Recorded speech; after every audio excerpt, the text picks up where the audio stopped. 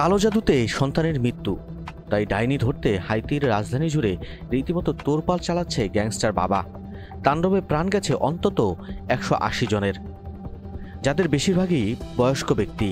সোমবার 11 ডিসেম্বর এক প্রতিবেদনে ব্রিটিশ গণমাধ্যম বিবিসি এ তথ্য জানায়। প্রতিবেদনে বলা হয়েছে, অজানা রোগে অসুস্থ ছেলেকে সুস্থ করতে কোনো উপায় না পেয়ে ত্রান্তিকের দ্বারস্থ হন গ্যাংস্টার বাবা।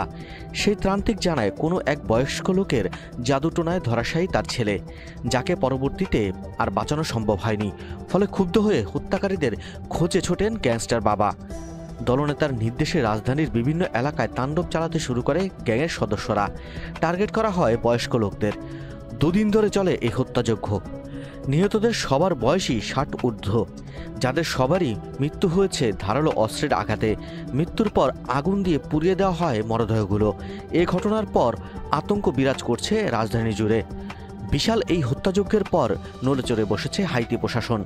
জানিয়েছেন, এই হত্যার মধ্য দিয়ে সব সীমা অতিক্রম করেছেন গ্যাংস্টার মোনেল ওরফে মিনাকো ফেব্রিক্স ও তার গ্যাং। তাদের এমন কর্মকাণ্ডের খবর পৌঁছেছে খোদ জাতিসংঘের কাছেও।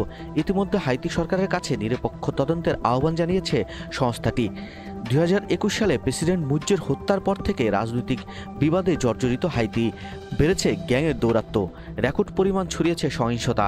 জাতিসংঘের তথ্য অনুযায়ী চলতি বছরই দেশটিতে গ্যাং সহিংসতায় প্রাণ হারিয়েছে 5000-এরও বেশি মানুষ।